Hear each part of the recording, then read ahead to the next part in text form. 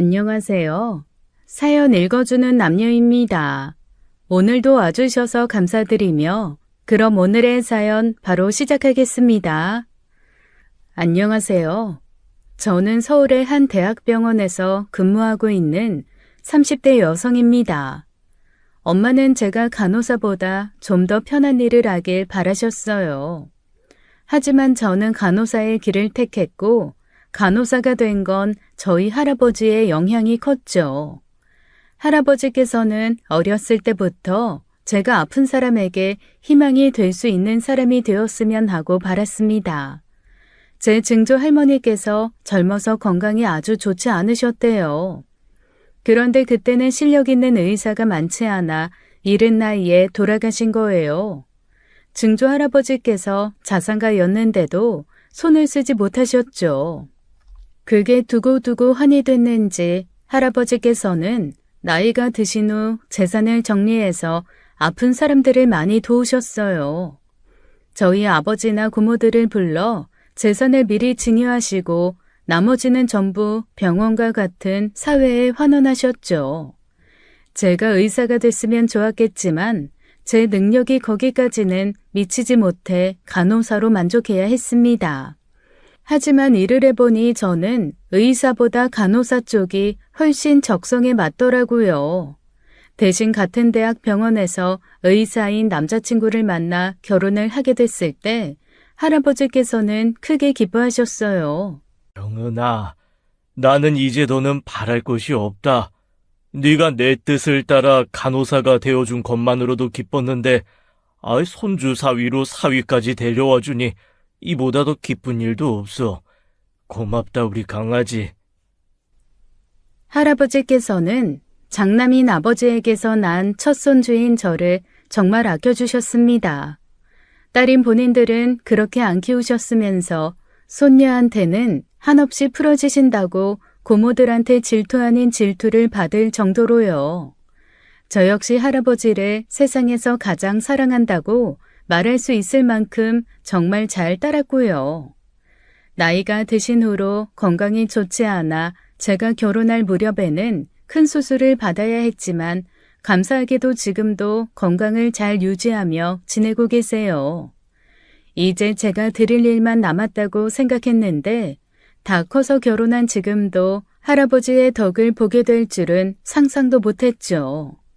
처음 남자친구에게 프로포즈 받았을 때 저는 덜컥 겁부터 났습니다. 이래저래 들리는 무서운 소문들이 있었거든요.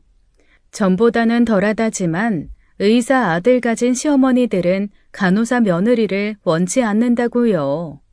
볼 꼴 못 볼 꼴 다 보고 결국 헤어지는 의사 간호사 커플이 많다 보니 사실 연애도 쉽지 않았어요. 하지만 같은 공간에서 일하며 계속 부딪히는데 젊은 남녀가 정분이 안 날 수가 없었죠. 사람을 향하는 마음은 어찌할 도리가 없었고 결국 결혼 직전까지 온 거였어요. 어머님 아버님께서 나 싫어하시면 어떡하지? 다른 분들처럼 오빠 의사 만들었는데 겨우 간호사 데려왔냐고 하면 어떡해. 경원아, 너 드라마 너무 많이 봤어. 요즘 어떤 시대인데 그런 소리를 해. 게다가 대학병원 간호사 아무나 돼? 너 가끔 보면 너무 본인을 가소평가하는 경향이 있어. 드라마 아니야. 그 신경외과 교수님 중에 5년 전인가? 같은 과 신입 간호사랑 결혼한다고 했다가 그 교수님 시어머니까지 오셔서 머리채 잡은 사건 몰라? 그리고 김상욱 교수님도 수간호사님이랑 재혼하신다고 부모님이랑 절연했다는 소문도 있던데? 전부 다 사람에 따라 다르고 케이스에 따라 다른 거야. 우리 부모님 그런 거 별로 신경 안 쓰셔. 우리 형수 미국에서 스쿠버 다이빙 강사하다가 우리 형 만난 거 알잖아. 우리 부모님은 직업보다는 주로 성품만 보실 거야. 그리고 이미 우리 연애하는 거 아시는데 한 번도 반대하는 말씀 없으셨는데 뭐. 그래도 연애랑 결혼은 다른데. 걱정 마셔요. 진짜 그럴 일 없으니까. 남자친구는 불안해하는 제게 염려하지 말라고 했지만 직접 만나기 전까지는 그 불안을 잠재울 수 없었습니다. 그런데 결혼을 결정하고 양가 부모님을 뵙게 되었을 때 저는 깜짝 놀랐어요. 제가 너무 편견을 가지고 있었나 싶게 어머님도 아버님도 너무 좋으신 분인 겁니다. 아버님께서 다른 대학 병원 의사셨는데 그걸 미리 알지 않았더라면 그냥 흔한 옆집 아저씨 아주머니인 줄 알았을 정도로 소박하고 평범한 분들이셨죠. 인상도 좋으시고 무엇보다도 저를 너무 환대해 주셔서 몸둘 바를 모를 정도였어요. 정욱이가 미국에서 살게 되는 바람에 결혼을 시켜도 결혼을 시킨 건가 아쉬운 게 많았는데 재욱이 결혼한다고 하니까 얼마나 반가운지 몰라. 아유, 이 사람아. 요즘 애들은 그렇게 말하면 자주 보잔자고 할 줄 알고 지레 겁먹는 거 몰라? 어머, 미안해요. 그런 의미가 아니라 그래도 미국에 사는 첫째 아들 부부보다는 자주 보고 살겠거니 싶어서 반가운 마음에 한 소리예요. 아니에요. 반겨주시니 그저 감사하기만 한데요. 대학병원 간호사 일이 얼마나 힘든데 그 힘든 공부에서 거기서 일한다니 얼마나 기특한지 몰라요. 부모님께서도 많이 좋아하시죠? 네, 많이 좋아하세요. 그럼 자식이 그렇게 제 앞가림 잘하고 좋은 일하고 사는데 뿌듯하지. 우리 재욱이가 경은 씨 같은 여자 만나서 얼마나 안심되는지 몰라요. 이 녀석이 공부만 잘했지 헛똑똑이 같은 구석도 있거든. 앞으로 우리 재욱이 잘 부탁해요. 알았죠? 행여 이 녀석이 아가씨 속썩 있는 일 있으면 당장 나한테 말하고 나는 아가씨 편이에요. 여보, 아가씨가 뭐예요? 아들 여자친구한테. 가장 높은 벽일 거라고 생각했던 시부모님의 허락을 받고 나니 모든 게 끝난 것 같았습니다. 이제 결혼식만 올리면 되겠다고 생각했는데 뜻밖의 복병이 있더라고요. 근데 재우가 할머니도 한번 뵈야지. 할머니도 기다리고 계신데. 굳이 봐야 하나? 봐야지 그럼. 할머니 성미 몰라? 할머니한테 인사도 없이 했다가 아주 불호령이 떨어질 텐데. 할머니가 괜히 경은이 트집 잡을까봐 그렇지. 남자친구의 말에 시부모님께서는 불편한 시선을 교환하셨습니다. 그때까지만 해도 시할머님의 존재가 이 결혼에 가장 큰 걸림돌이 될 거라곤 미처 생각지 못했어요. 그런데 알고 보니 이 집안의 실세는 다름 아닌 시할머님이셨던 거예요. 사실상 시할머님의 인정을 받지 못하면 아무리 시부모님께 허락을 받았어도 결혼식은 꿈도 꿀 수 없었거든요. 시부모님을 만나 뵙고 나서 며칠 후 집으로 시할머님께 인사를 가던 길이었습니다. 긴장은 됐지만 솔직히 시부모님 만날 때처럼 긴장되진 않더라고요. 아무리 그래도 시부모님이 허락하셨는데 시할머님 반대에 결혼이 엎어질까 그런 생각이 들었으니까요. 그런데 직접 만나 뵌 시할머님께서는 한눈으로 봐도 보통 분이 아니시라는 게 느껴질 만큼 포스가 대단했습니다. 80이라는 연세가 무색하게도 허리도 꼿꼿하시고 어찌나 젊고 건강해 보이시던지요. 게다가 저를 앉혀놓고 노골적으로 구석구석 보시는 시선에 어쩔 줄을 모르겠더라고요. 한참을 그렇게 말도 없이 쳐다보시기만 하더니 카랑카랑한 목소리로 그러시는 겁니다. 우리 손주가 의사인데 간호사를 데려왔네. 간호사는 몸이 고달프다던데. 아침 저녁 교대 근무에 허리 손목 안 아픈 데가 없어서 사실상 환자가 환자를 본다고 말을 많이 들었거든. 힘들지 않다고 하면 거짓말이지만 세상에 힘들지 않은 일은 없다고 생각해서 감수하고 있습니다. 애는 가질 수 있고? 네? 문제는 없어요. 3교대 하면 달고리도 불규칙적이라 애 갖기도 힘들다던데. 건강은 특별히 신경 쓰고 있고 특히 어머니께서 음식에 각별히 신경 써주셔서 그때그때 몸보신도 하고 있어요. 어떻게 된 게 아들이고 손주고 기껏 금도끼 만들어 놓으면 그냥 쇠도끼만 딸려 나와? 어머니, 대학병원 간호사 아무나 하는 거 아니에요. 제육이 못지않게 공부 열심히 해야지만 들어갈 수 있는 곳이고요. 재우기만큼 했으면 의사가 됐겠지. 간호사 했겠어? 아들은 엄마 머리 담는다는데 괜히 나중에 네 손주 원망 듣지 않겠냐? 말씀을 왜 또 그렇게 하세요? 경은이도 사돈네 귀한 자식이에요, 어머니. 식도 안 올렸는데 무슨 사돈? 간호사들은 의사 밑에 있어서 의사 말 잘 들어야 하는데 집에서도 우리 재욱이 말 잘 듣겠지? 네? 아, 네. 서로서로 존중하고 예의 지키며 살아야죠. 그냥 대하면 될 것을 꼭 사족을 붙여 마음에 안 들게. 어릴 때부터 공부도 잘하고 자기 일은 똑부러지게 하더니 간호사한테 마음이 갈 건 또 뭐야? 요즘 애들 마음은 알다가도 모르겠어. 할머니, 저 경은이 많이 좋아해요. 제가 경은이 쫓아다녀서 결혼하자고 한 거예요. 할머니가 경은이 구박하면 경은이가 저 안 예뻐할지도 몰라요. 그러니까 할머니도 경은이 예뻐해 주세요. 지가 안 예뻐하면 어쩔 거야? 내가 못 살게 할 건데. 부모님은 뭐 하시는데? 성씨가 뭐라고? 네, 남경은입니다. 남가예요. 남가야? 그 중에 하나는 마음에 드네. 남씨가 마음에 든다고요? 그건 또 무슨 소리예요? 나 젊었을 적에 남가성을 가진 양반한테 큰 은혜를 받은 적이 있어. 지금쯤 저 세상 갔을런가 싶은데 같은 남가라고 하니 영대치기도 그렇네. 대화를 하는 내내 저를 못마땅하다는 듯이 혀를 차시던 시할머니께서는 제 성을 듣고 좀 누그러지셨습니다. 자세한 이야기는 하지 않으시고 젊어서 남시성을 가진 분께 큰 도움을 받았다는 이야기만 하시더라고요. 어떤 은혜를 받으셨나 궁금할 정도로 태도가 싹 바뀌셔서 일단 진행해보라는 반 허락도 받게 되었죠. 지금 생각해보면 그건 허락도 아니었지만요. 깐깐한 시할머니로 인해 그 후로 무슨 일이 닥칠지는 사실 여러분들도 어느 정도 상상하실 수 있을 겁니다. 결혼 준비하면서 저만큼 시댁에 자주 방문한 사람도 없을 거예요.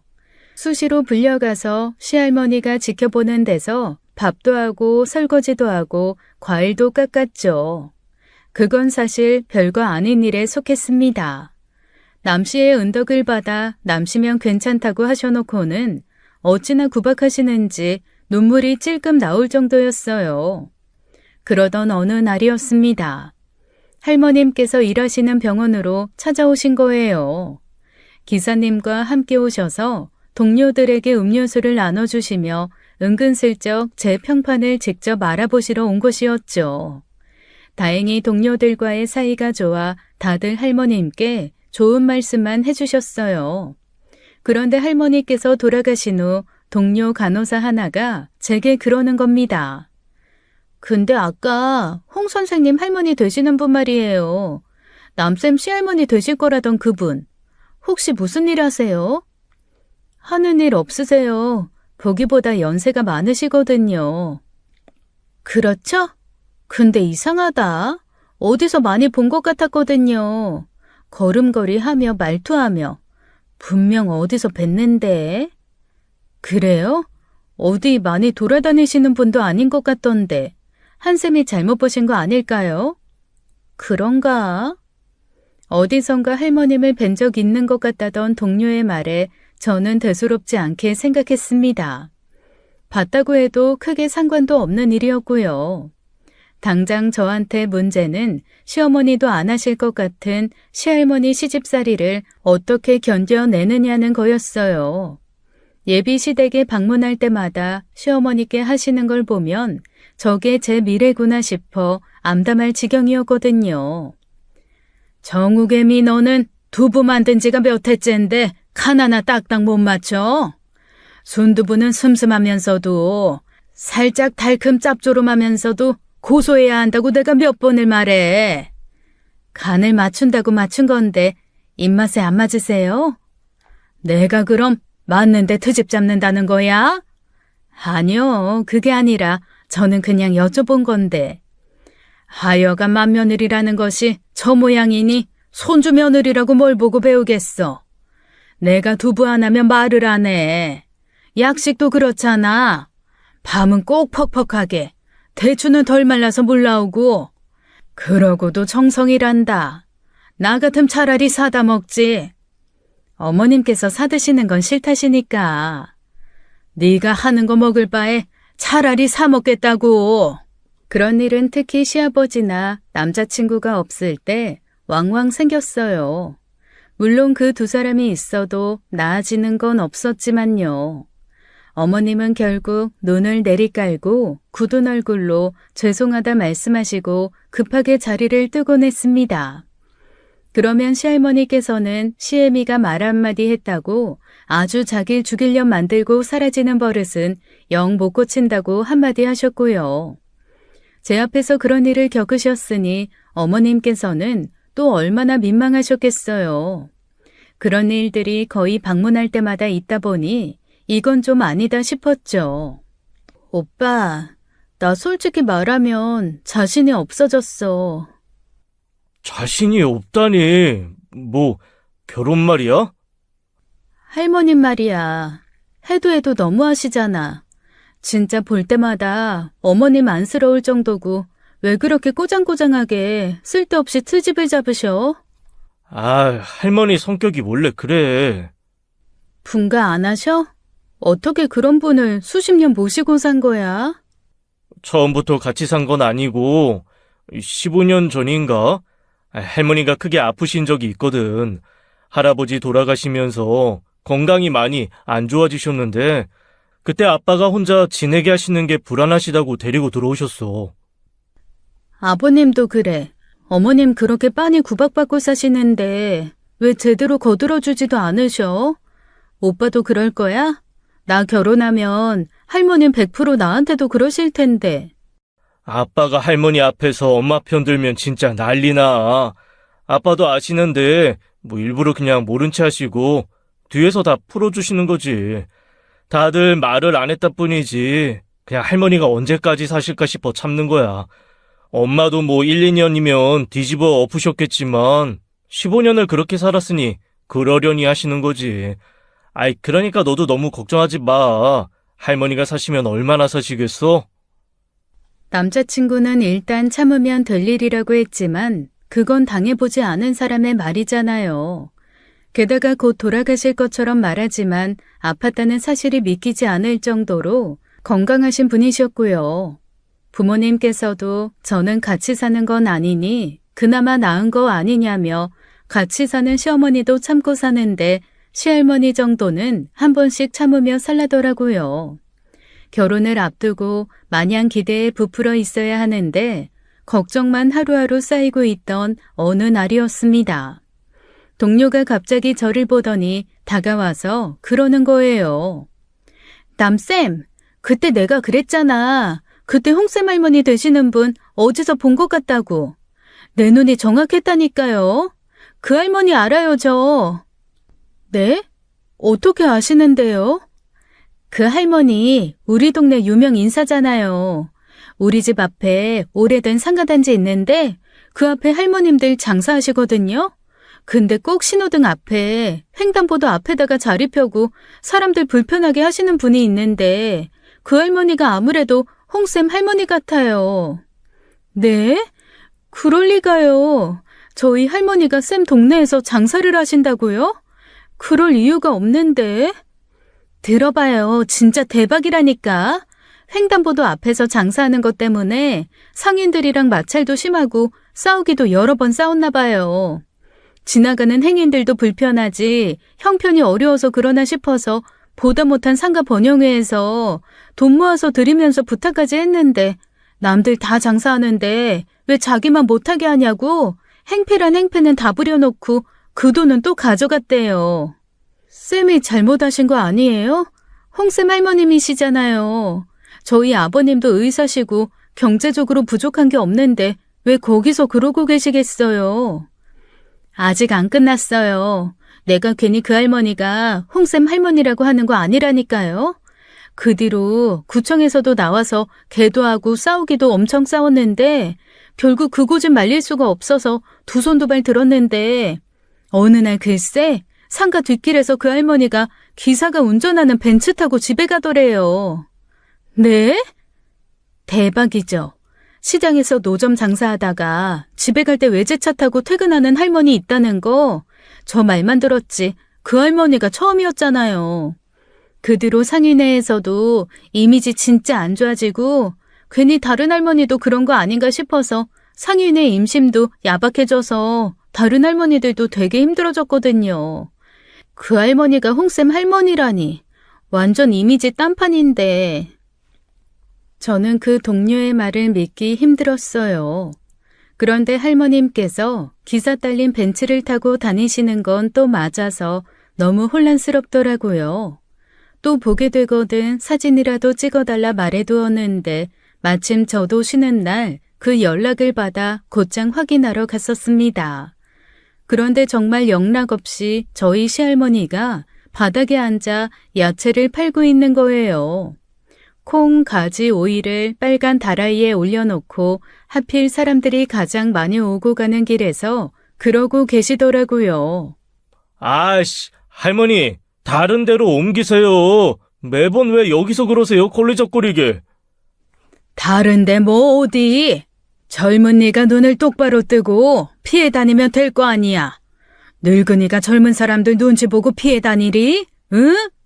아, 진짜?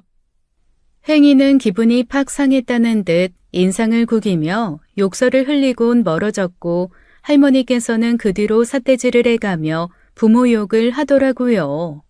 다행히 신호가 바뀌었고 그 행인이 다 건널 때쯤이라 제대로 듣지 못한 것 같았어요. 저러다 젊은 사람들한테 해코지라도 당하면 어쩌시려고 하나 심장이 철렁 내려앉았는데 그건 약과였습니다. 할머니, 여기서 그러지 마시고 저기 자리 있잖아요. 약국에서 앞에 내어주신다는데 왜 굳이 여기까지 와서 사람 불편하게 하시느냐고요. 여기는 자유민주주의 국가 대한민국이야. 어디서 장사를 하든 그건 내 마음이라고. 아이고 할머니, 그 자유민주주의 국가 대한민국에서도요. 여기서 장사하는 거 허락 안 해줘요. 괜히 구청에서 나와서 할머니 보고 사정사정 하시겠어요? 아드님도 평판 좋으신 의사시라면서요. 이게 다 아드님 얼굴에 먹칠하는 거라는 거 모르세요? 어딜 감히 내 아들을 입에 올려? 배운 바 없는 년 혓바닥을 잘라버릴라. 할머니! 저리 안 꺼져? 빨리 꺼져! 할머니의 막말에 상인은 얼굴을 붉히며 기가 막히다는 듯이 혀를 차며 사라지는 겁니다. 저는 일단 할머님 눈에 띄지 않게 서둘러 동네로 돌아왔고 그 사실을 남자친구에게 알렸어요. 그런데 남자친구는 금시초문이라는 듯 황당하다는 얼굴로 저를 바라보는 겁니다. 할머니가 장사를 하고 있다고? 잘못 본 거 아니야? 할머니가 왜 길에서 장사를 해? 나도 제보받고 믿기지가 않아서 가서 보고 온 거야. 그냥 장사만 하시는 게 아니라 주변 상인분들이랑도 얼마나 마찰이 심하던지 보는 내가 다 민망하고 화끈거릴 지경이었어. 말도 안 돼. 일단 가서 아버지께 여쭤보자. 할머니가 밖에서 그러고 다니시는 거 아버지가 모를 리가 없을 거야. 할머니 외출하실 때마다 장 기사님이 항상 함께 다니시는데 아버지는 할머니 건강 때문이라도 일거수일투족 다 알고 계실 거야. 남자친구는 제가 잘못 본 거라고 믿고 싶어하며 아버님을 만나러 갔습니다. 그런데 제 이야기를 듣던 아버님 어머님께서 서로 시선을 주고받으시며 깊은 한숨을 내쉬더라고요. 경은이 네가 보게 될 줄은 몰랐네. 장사한다고 하신 지 몇 년 됐어. 몇 년? 나는 몰랐는데 언제부터? 대체 왜? 원래 할머니 오래전에 거기서 장사하셨었어. 지금은 완전히 다른 세상이 됐지만 거기서 야채 팔아 나랑 네 작은 아빠 먹여 살리셨거든. 어? 아이, 근데 그건 옛날 일이잖아. 지금은 그 고생 안 하셔도 되는 건데 왜 주변 상인들이랑 욕을 먹으면서까지 장사를 하셔? 네 할머니 똥꼬집 몰라? 본인이 하시겠다고 하는 거 못하게 두면 할머니가 잘도 가만히 있으시겠다. 못하게 말렸지. 처음 장 기사님한테 그 이야기 듣고 나서 네 작은아버지랑 얼마나 뜯어 말렸는데. 건강도 건강이지만 괜히 젊은 사람들이랑 싸움이라도 나면 큰일이고. 구청장 만나서 사과도 얼마나 했는지 몰라. 그 자리에서 장사에 자식들 먹여 살렸다는 자부심이 있는 거지. 먹고 살만 해도 그 시절 잊지 못하시고 그냥 시간 보내고 싶으신 거고. 하시겠다고 하니까 어쩔 수 없지만 안전한 곳에서 상인들이랑 문제만 안 일으켜도 좋을 텐데 안 그래도 나도 걱정이 많다. 시할머니께서는 오래전 길에서 장사를 하셨고 시할아버지께서도 트럭으로 물건을 운반하시며 어렵지만 성실하게 사셨답니다. 그러다 시할아버지께서 산 땅이 재개발이 확정되면서 큰돈을 벌게 되신 거예요. 그래서 그 이후로 두 아들을 부족함 없이 공부시켜 의대에 보내고 본인 앞으로도 건물 하나를 소유하고 계시죠. 마냥 추억팔이를 하자고 그걸 그냥 두고 보기는 좀 어려운 상황이었습니다. 결국 시아버지께서 다시 총대를 메시고 한마디 하셨는데 아니나 다를까 물러서지 않으시더라고요. 자기가 살고 싶은 대로 살 테니 상관 말라고 벼락 같은 불호령이 떨어졌고요. 주변 사람들에게 민폐를 끼치고 진짜 형편이 어려우신 분들이 피해를 보는 상황이라 그게 마음에 들지 않았습니다. 솔직히 정말로 결혼을 다시 생각해봐야 하나 싶을 정도였어요. 할머님도 할머님이지만 그 할머님 한 분을 이기지 못하는 시댁 어른들도 이해가 되지 않았고요. 제가 결혼을 망설이는 기색을 보이자 남자친구가 다급하게 저를 붙잡았고 결국 남자친구만 믿고 하게 된 결혼이었어요. 저희 결혼은 시댁의 생각보다 큰 파장을 일으켰습니다. 결혼 후 본격적으로 시작된 시할머니의 시집살이가 생각지도 못한 방향으로 향한 거예요. 시댁에서 집을 해주셔서 별 수 없이 시댁 방문이 좀 잦았거든요. 물론 좋은 분들이시기 때문에 시부모님만 생각하면 언제든 방문해도 전 상관이 없었습니다. 그런데 시할머니가 함께 살고 계시잖아요. 갈 때마다 이런저런 말도 안 되는 트집을 잡으시면서 저를 깎아내리시는데 어머님께서는 이걸 어떻게 수십 년을 버티고 사셨나 싶더라고요. 잔말 말고 애부터 가져라. 간호사 한다고 돈 얼마나 번다고. 의사 남편 얻은 이유가 그거 아니야? 속물이라고 생각 안 할 테니까 네 본분이나 다 해. 네 본분이 뭐겠냐? 시집아 시어른들한테 손주 안겨주는 것 말고 뭐가 있어? 물론 오빠가 돈을 잘 벌긴 하지만 저는 꼭 돈만 보고 일하는 건 아니에요. 제 도움받고 건강해져서 퇴원하시는 환자분들 보면서 보람 얻으려고 하는 일이고요. 말은 참 그럴싸하게 하네. 한번 쉬어보고나 말해라. 보람 때문에 직업 가졌다는 여자치고 가만히 앉아서 수백 쓰고 살다가 다시 직장으로 돌아가는 거 본 적도 없으니. 그리고 네가 의사도 아닌데 뭐 그렇게 도움이 된다고 퇴원하는 환자 보고 보람씩이나 얻어? 다짜고짜 애부터 가져라는 말은 거의 노래방 18번이셨고 제 직업을 무시하는 건 하루가 멀다 했죠. 본인도 건강 때문에 병원 신세를 져본 적 있으시면서 왜 그렇게 간호사를 무시하는 건지 알 수가 없었습니다. 그저 의사인 손주 짝으로 마음에 안 드셨을 수도 있죠. 가도 좋은 소리 못 듣고 늘 구박이나 받으며 무시당하니 솔직히 가고 싶지 않더라고요.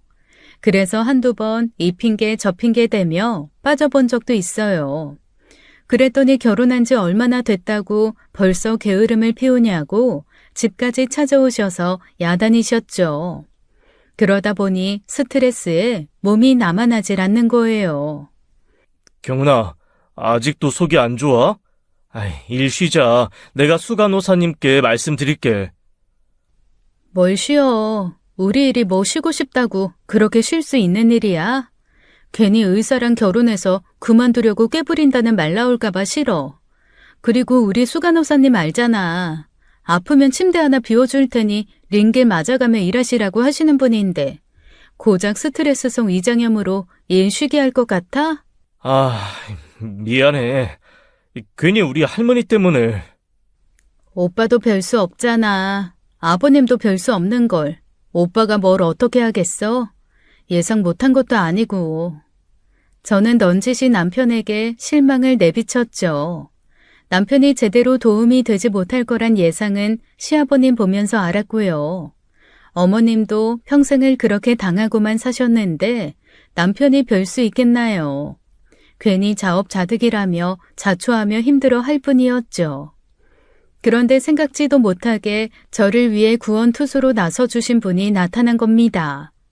시아버님 생신날 시댁에 가서 급하게 저녁을 준비하던 때였어요. 제가 일 때문에 늦어져서 어머님 혼자 고생하신 것 같아 마음이 급했는지 안 하던 실수를 하고 만 겁니다. 할머님께서 좋아하시는 가게에서 사온 만두를 분명 구워서 내놓으라고 했는데 그걸 제가 찜기에 쪄버린 거예요. 한참 푹푹 찌고 있는데 벼랑간 누군가 제 뒤통수를 후려쳤고 놀란 몸이 앞으로 쏠리면서 뜨거운 찜기에 팔이 닿아 화상을 입은 겁니다. 내가 그거 분명히 구우랬잖아. 아, 뜨거! 놀란 시어머니께서 보조 주방에서 튀어나오셨고 저는 황급히 찬물에 팔을 식혔죠. 눈물이 찔끔 나오더라고요. 군만두로 할 거 찐만두 했다고 뒤통수를 후려맞질 않나 본인 때문에 화상을 입었는데도 부엌에서 조심성이 없다고 윽박지르는 게 너무 서러운 겁니다. 그러려고 한 결혼이 아니었는데 시할머니 한 분 때문에 제 결혼 생활이 너무 불행하게 느껴졌고요. 괜히 눈치가 보여 훌쩍이지도 못하고 붉은 팔만 바라보며 눈물을 뚝뚝 흘리는데 갑자기 옆에서 제 팔을 살펴보시던 어머님께서 그러시는 거예요. 어머니, 그만 좀 하세요. 애가 지금 다쳤잖아요. 어디 뭐 팔이 잘렸다든? 응? 찜통에 좀 된 거 가지고 호들갑은? 정말 해도 너무하시네요. 저한테 그러시는 건 얼마든지 참겠어요. 그런데 저도 모자라 이제 재욱이 저한테까지 그러세요? 재욱이 하나만 보고 시집 오네요. 왜 어머님 때문에 매번 애 속이 상해야 돼요? 오늘도요, 경은이 약 먹고 온 거예요. 어머님 때문에 속병 나서 며칠 제대로 먹지도 못해서 얼굴 상한 거 안 보이세요? 뭐야? 애미 너 뭐 잘못 먹었냐? 어머님께서는 전에 없이 마치 따발총처럼 쉬지 않고 따져 물었습니다. 확실히 그건 어머님답지 않은 모습이었어요. 언제나 목소리를 높이지 않으시고 조근조근 말씀하시던 모습은 온데간데 없었죠. 그깟 만두가 뭐라고 애 머리를 후려쳐요? 어머님 때문에 애가 다쳤으면 미안하다. 사과는 신용이라도 하셔야 하는 거 아니에요? 그게 그렇게 어려우셨어요? 저도 참을 만큼 참았네요. 근데 도저히 못 참겠어요. 저한테 하시듯 경은이한테 하실 거면 그냥 어머니 큰며느리도 손주 며느리도 없다고 생각하세요. 가자, 경은아. 어머님께서는 입고 있던 앞치마도 벗어 던지시고 저를 데리고 막무가내로 나와 버리셨어요. 등 뒤로 할머님의 불벼락이 떨어졌지만 어머님은 아랑곳하지 않으셨습니다. 그리고 저를 차에 태워 가까운 병원부터 데려갔죠. 어머니, 괜찮아요. 병원 갈 정도는 아니에요. 지금이야 괜찮지. 나중에 시커멓게 흉터 남을 거야. 그 전에 가야지. 하필이면 팔이라 나중에 사부인 보시면 얼마나 마음이 아프시겠어. 죄송합니다. 제가 정신만 똑바로 차리고 있었으면 이런 일 없었을 텐데 분명히 만두 집을 때까지만 해도 구워야겠다고 생각했으면서 왜 찜통에 물을 올렸는지 모르겠어요. 네가 사과할 일 아니야. 어머님 저러시는 거 하루 이틀도 아니고. 넌 몰랐겠지만 나도 계속 벼르고 있었다. 아주 평생 이런 날이 올까 싶었는데 속이 다 시원해. 나한테 그러는 건 참아도 내가 시집살이까지 대물림은 못 해주지. 너 앞으로 우리 집에 오지 마. 괜히 와서 속 끓일 거 없다. 어머님 혼자 어쩌시려고요. 아버님도 힘이 되어주시지 않으시던데. 그러니 결단을 내려야지. 어머님께서는 전에 없던 결의에 찬 표정을 지으셨고 저는 그 결단이라는 게 뭔지 짐작하기 어려웠습니다. 그날 어머님 도움으로 치료를 받고 집으로 돌아와 모처럼 정말 푹 잤어요. 아버님 생신이라 마음에 걸려 연락드렸더니 소식 들었다며 신경 쓰지 말고 쉬라셔서 단잠을 잔 것이죠. 시간이 있어 단잠을 잔 게 아니라 남편도 되어주지 못한 든든한 백이 생긴 것 같아 단잠을 잔 것 같아요. 그 일로 어머님과 시할머님의 전쟁이 시작됐고 할머님께서는 단식을 선언하시며 그야말로 들어 누우셨습니다. 남편 말로는 하루 종일 아무것도 드시지 않는 할머님 때문에 아버님은 안절부절 못하시더랍니다. 그렇다고 마냥 어머님 탓하시는 분은 아니라 두 여자 사이에 끼어 골머리를 앓으신 거죠. 건강이 안 좋아 보이시진 않으시고 그냥 엄마한테 화가 많이 나신 것 같아. 단식하신다고 하니 아버님께서 어떻게든 어머님께 사과 받아내시겠네. 글쎄, 그럴 것 같지도 않던데. 아빠가 저러다 할머니 쓰러지시면 어쩌냐고 했더니 엄마가 눈 하나 깜짝 안 하고 그러시더라. 당신 어머니 저 정도로 절대 안 돌아가시니 걱정하지 말라고. 밤마다 몰래 냉장고 뒤져드시고 장비서 시켜 뭐라도 드실 양반이라고 하시면서 말이야. 어머님 마음 단단히 먹으셨나 보다. 그때 어머님 좀 멋있으셨거든. 당신도 아마 그런 모습 못 봤을걸? 남편이 그렇게 지켜줘야 하는데 남편도 안 지켜주는데 어머님이 그렇게 해주시니까 너무 감사해서 눈물 날 뻔한 거 있지? 이래서 막 사람 믿는 종교가 생기나 보다 했다니까. 뭐? 미안해. 내가 적극적으로 네 힘이 되어주어야 했는데 그러지 못했어. 안 그래도 가서 엄마한테 한 소리 들었어. 아빠 들으라고 한 소리 같긴 한데 결혼해서 자기 마누라도 못 지키는 등신 같은 유전자는 물려받지 말라고 하시더라고. 아버님 뜨끔하셨겠네. 그 문제로 아버님과 어머님 사이에도 갈등이 생겼고 저는 저라도 어머님 편이 되어줘야겠다고 생각했습니다. 그래서 저는 아버님이 뭐라고 하시건 어머님이 하라고 하는 대로만 했어요. 일종의 며느리 연합을 맺은 거예요.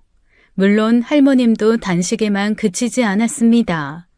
그 일이 일어난 후 며칠 뒤 남편은 시할머니 호출을 받고 시댁에 갔다 왔어요. 퇴근하자마자 시댁에 들른 후 돌아온 남편은 피곤한 기색이 역력했죠. 뭘 하셔? 그냥 괜한 고집 부리시지. 나 데려오래? 아니, 이혼하래. 어? 며느리가 그 모양이면 손주 며느리라도 정신을 차려야 하는데 둘이 아주 작정하고 자기를 골려 먹을 생각인가 보다고 도저히 못 참으시겠다고 우셨어. 우셔? 아버님 마음 안 좋으셨겠네. 그뿐이게 아빠한테도 이혼하라고 하셨는데 며느리고 손주 며느리고 다 필요 없으니 빨리 이혼하라고. 남편은 지친 얼굴로 마른 세수를 하며 시댁에서 있었던 일을 전해 주었습니다. 시할머니께서도 한치도 물러섬 없이 아버님과 남편을 압박하셨대요. 나는 도저히 저런 거랑은 같이 못 산다. 아주 시애미 알기를 개똥으로 알아. 아주 창피해 죽겠어. 어머니, 저 사람이 어머니한테 그동안 어떻게 했는데 누구보다도 잘 아시잖아요. 이번에 어머님이 좀 져주세요. 저 사람이 오죽했으면 저래요. 이제 너까지 개편이야? 팔불출처럼 네 엄마 앞에서 마누라 편드는 버릇은 누구한테 배운 거야? 아주 아들내미한테 좋은 거 가르친다. 정욱이가 멀리 살아 망정이지 아주 장남 좋은 꼴 가르칠 뻔했어. 잔말 말고 이혼해라. 나 도저히 못 참아. 쟤랑은 한시도 이 집에서 같이 살 수 없어. 어머니, 제발요. 저도 참을 만큼 참았어요. 저 봐서라도 그만 좀 하세요, 네? 제가 말씀을 안 드려 그렇지, 어머니 그동안 정욱이 엄마한테 얼마나 모질게 했어요? 그나마 저 때문에 지금까지 산 거예요. 저랑 애들 보고 지금까지 같이 살아준 거라고요. 고마워하셔야죠. 정욱 엄마 아니면 누가 어머니 성질 다 받아주고 살아요? 세상에 널린 게 여자다. 나 처음부터 걔 마음에 안 들었어. 겉으로는 내내 고분고분할 것처럼 굴면서 뒤로는 호박씨 까는 타입이잖아. 그러니 네가 날 참아줬다고 하지. 걔가 아무 말도 안 했는데 네가 이래? 저도 눈이 있고 귀가 있는데 그럼 몰라요? 저 진짜 이혼해 호래비처럼 혼자 사는 꼴 보시려고 그래요? 저런 거랑 사느니 호래비가 낫지. 어머니! 이혼해요. 여보. 나도 더는 어머님 모시고 못 살겠으니까 계속 어머님 모시고 살 거면 이혼해요. 괜히 아들 며느리한테 불똥 튀기지 말고. 헐시고 왜 네가 그렇게 나오면 내가 헉할 줄 알았냐? 잘 됐네. 합의 이혼 딱 해라. 애비야, 한 푼도 주지 말고 내 쫓아버려. 어머니 정말 그만하시라니까요. 너 이혼 안 하면 너한테 재산 없어. 내가 가진 거 전부 사회에 내다 주고 갈 거야. 너도 원종이도 아주 국물도 없어. 퍽이나 사회에 환원하시겠네요. 뭐야? 그렇게 돈을 이고지고 사시면서도 남들 눈총 받아가며 장사까지 하시고 결국 남 좋은 일은 한 번도 안 하셔놓고 돌아가실 때 돼서야 그 돈 사회에 환원하시겠다고요? 어머니가요? 설마요. 그렇게 악착같이 모은 돈 남 위에서 베풀 뿐 아니시잖아요. 할 수만 있다면 돌아가실 때도 다 싸들고 돌아가시고 싶으시면서 왜 없는 말을 하세요? 그냥 다 들고 가세요. 어머님 재산에 눈독 들이는 자식 한 명도 없으니까요. 이게 아주 뱃돼지가 불렀지. 내가 귀하게 키워놓은 아들 덕분에 호강하고 살면서 나도 더는 못 보지. 내가 개고생해서 키워놓은 자식들 덕보고 사는 꼴 못 보지. 그때 남편은 살면서 그렇게 무력한 시아버지의 모습은 처음 봤다더라고요. 자식과 남편의 도리에서 갈등하는 모습을 보니 자기도 정신이 번쩍 들었답니다. 처음부터 제대로 중심을 잡지 않으면 아버지의 모습이 결국 자신의 미래가 될 것 같더래요. 그래서 아무 말도 하지 못하는 아버지를 대신해 남편이 그랬대요. 할머니, 저도 못 들은 걸로 할게요. 고작 그런 이유로 이혼하려고 한 결혼 아니에요. 결혼 전에도 말씀드렸다시피 저 경훈이 많이 좋아해요. 가벼운 마음으로 선택한 사람 아니란 거예요. 할머니 말씀이 무슨 말씀이신지 알겠지만 저 이혼 안 합니다. 이만 가볼게요. 홍재욱, 너 정말 후회 안 할 거야? 아무리 손주라고 해도 안 봐줘. 안 봐주셔도 돼요. 저는 이혼 하늘이 그냥 할머니 안 보고 사는 게 더 나을 것 같아요.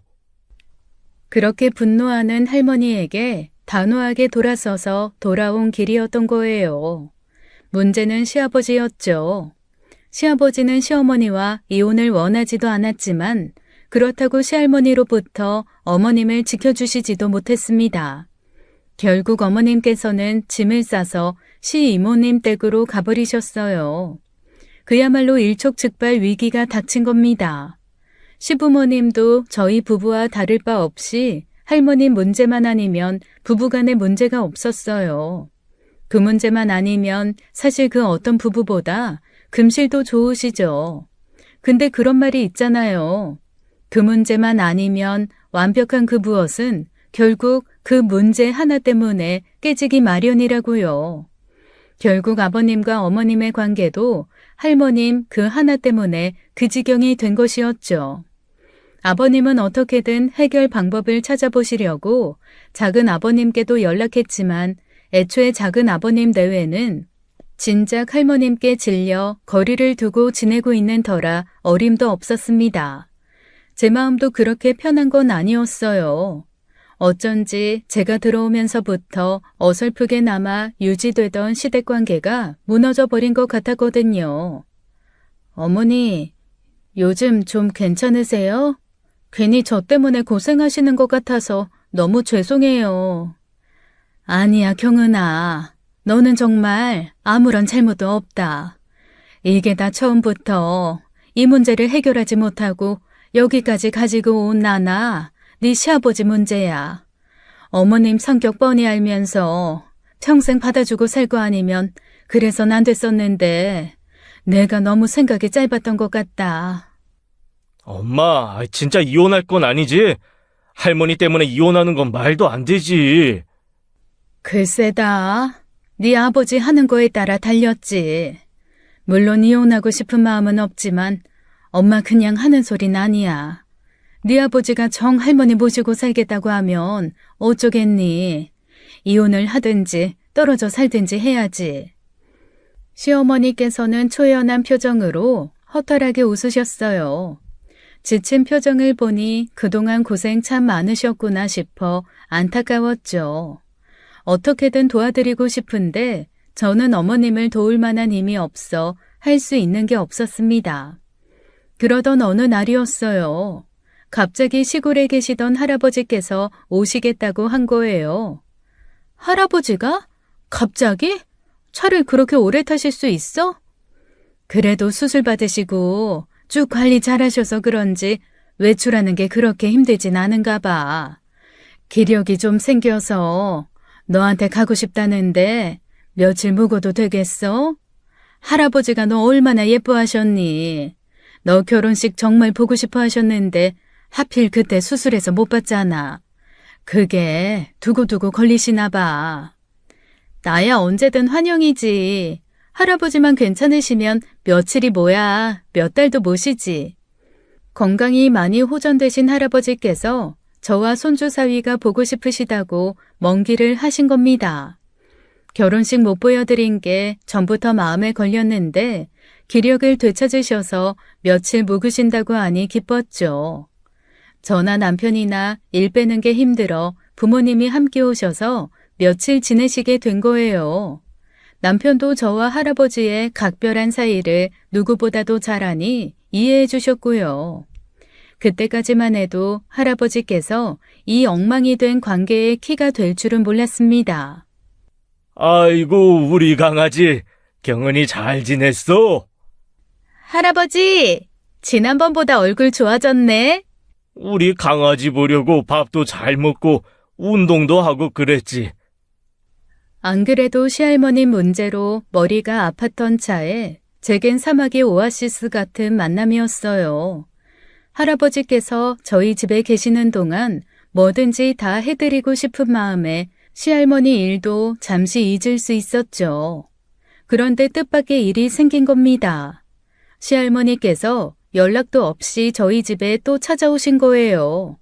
시아버지께서 이혼 못하시겠다고 버티고 계시고 손주는 할머니 안 보고 살겠다고 나가버렸으니 분이 나셨을 거예요. 다짜고짜 집으로 쳐들어온 할머님께서는 할아버지를 발견하시곤 좀 당황해 하셨죠. 뭐야, 친정 식구들 부른 거야? 할아버지께서 저 보고 싶으시다고 오셔서요. 할머님께선 갑자기 무슨 일이세요? 내가 내 손주 집에 오는데도 네 허락 받아야 하냐? 아니 그게 아니라. 가만, 재욱이 할머님 되십니까? 예, 그렇습니다. 오신 줄 몰랐네요. 미리 연락을 하고 오셨으면 아셨을 텐데요. 우리 아들이 마련해준 집인데 미리 연락식이나 할 필요는 없죠. 아드님이 마련해 주신 집일지라도 이젠 애들이 독립해 사는 집인데 그건 기본적인 예의지요. 참나, 누굴 가르치려고 들어?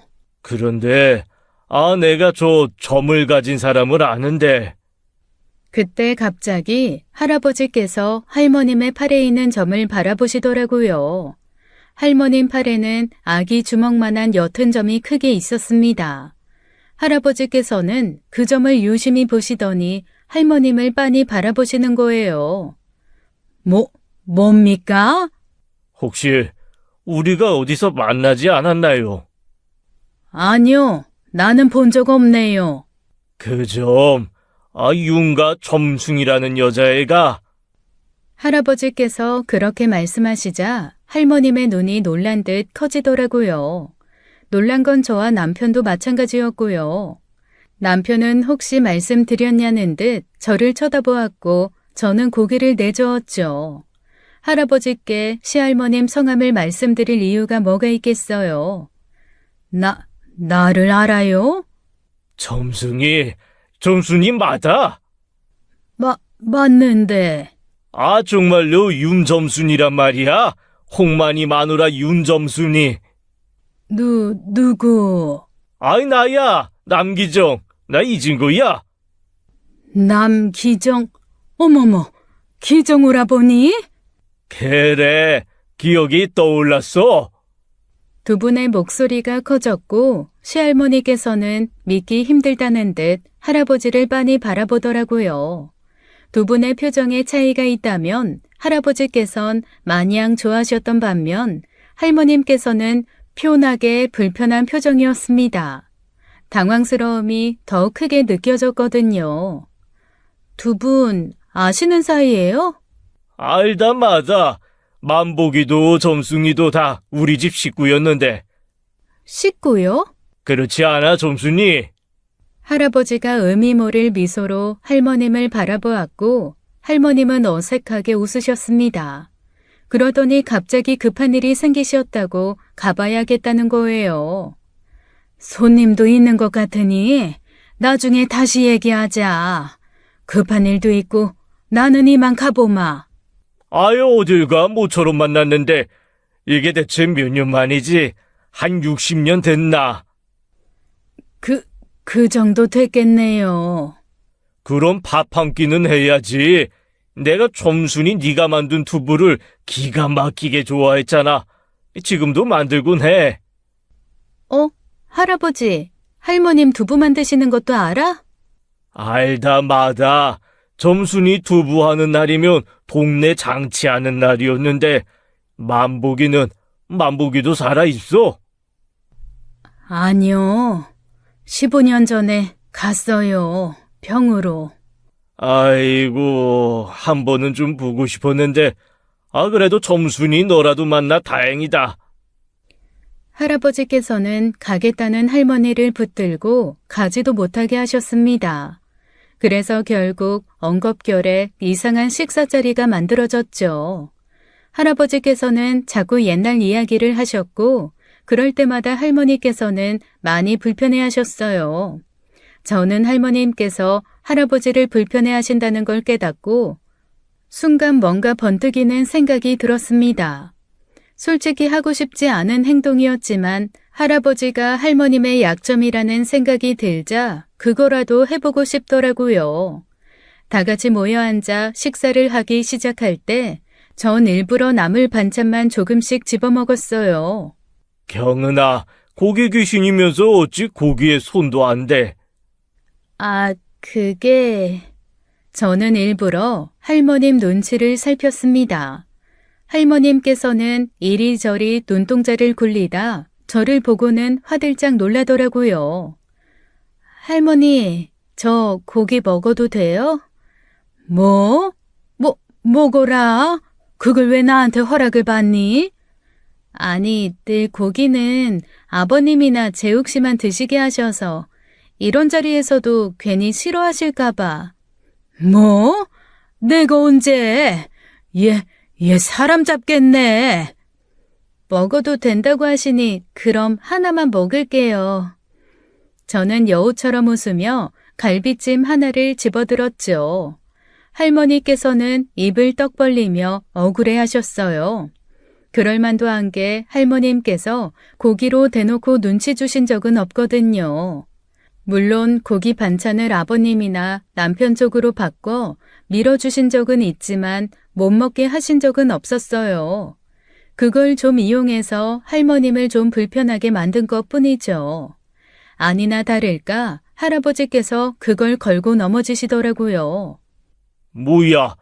점순이 너 우리 경훈이 구박했어? 구박은요. 애초에 남가라 허락까지 해줬는데. 그랬어?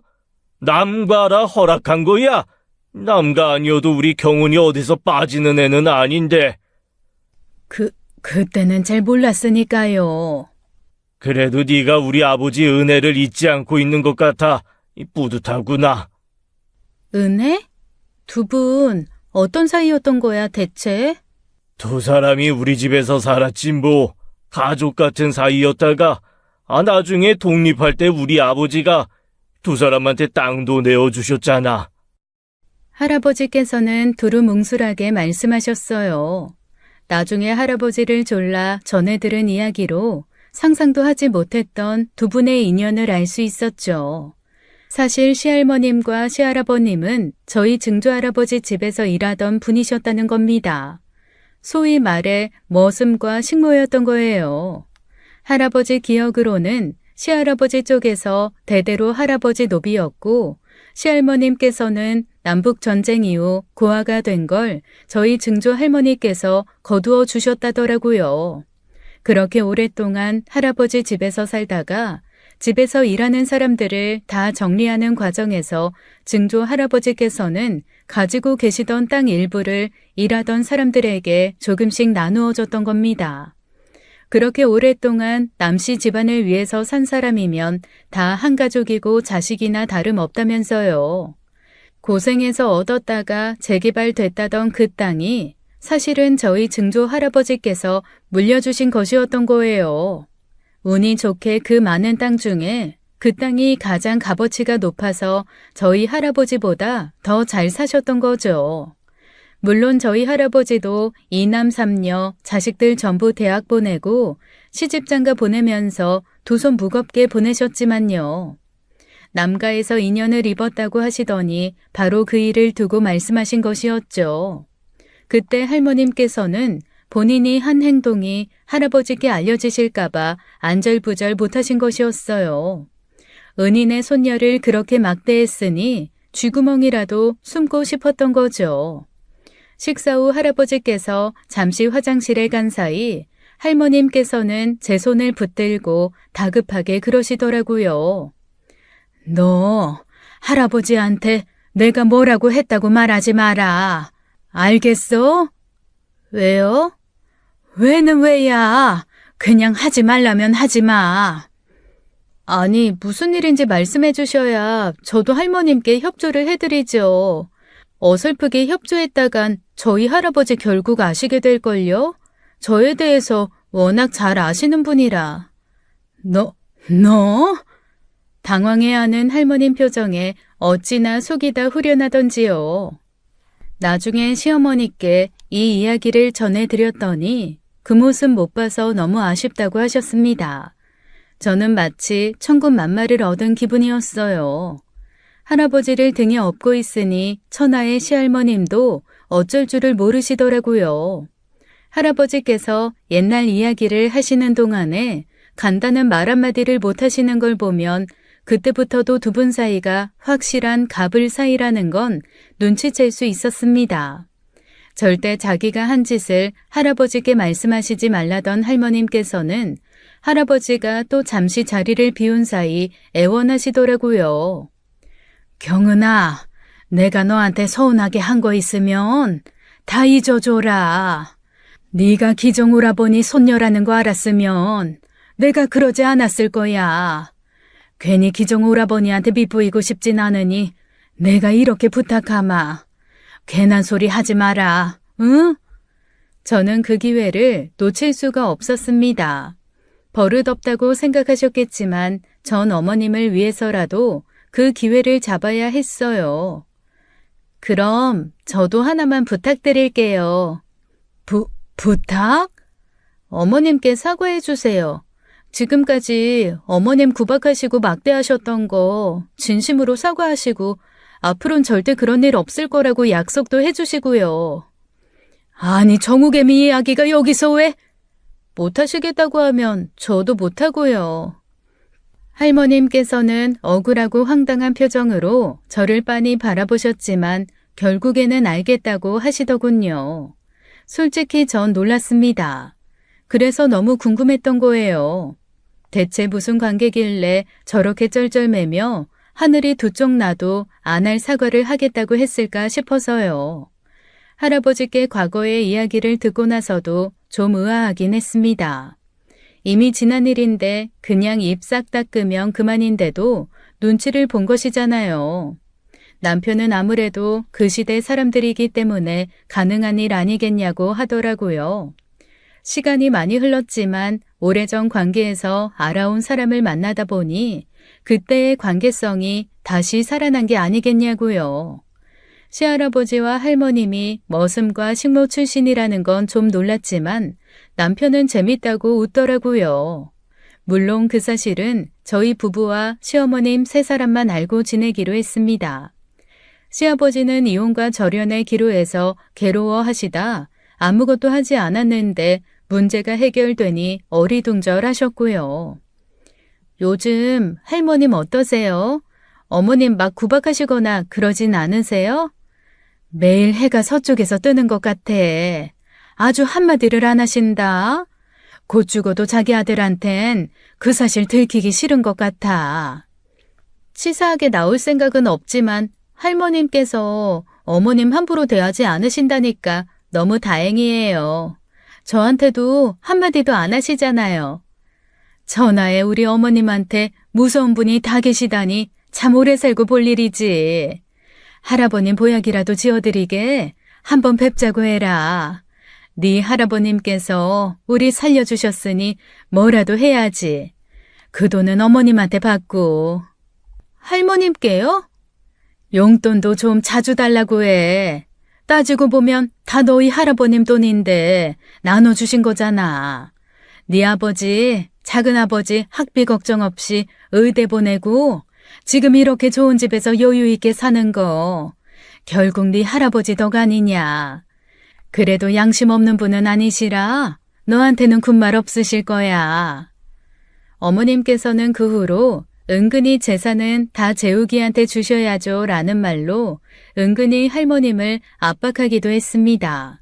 그 뒤로 정말로 음식 가지고 쓸데없이 타박하는 일도 없고 괜한 잔소리로 얼굴 붉히는 일도 없었어요. 할머님께선 할아버지께서 올라오셨다는 말을 들으실 때마다 불편한 기색을 보이셨죠. 이러니 제게 할아버지가 얼마나 든든한 뒷배였겠어요. 정말 속이 다 뻥 뚫린 듯 후련했죠. 안 그래도 오래오래 사셔야 할 우리 할아버지 120살까지 더 오래 사셔야 할 이유가 생겼습니다. 그래서 요즘은 뒤늦은 신혼을 즐기며 그 어느 때보다 더 행복한 하루하루를 보내고 있어요. 누구의 눈치도 볼 필요가 없으니까요. 할머님께 복수하듯 괴롭히고 싶은 마음은 없습니다. 그저 지금처럼만 할아버지 힘을 빌려서라도 힘의 균형을 맞추고 배려를 받고 싶을 뿐이에요. 지금까지 사연 읽어주는 남녀였습니다. 끝까지 시청해주신 여러분 감사드리며 저희는 다음 사연으로 돌아올게요. 감사합니다.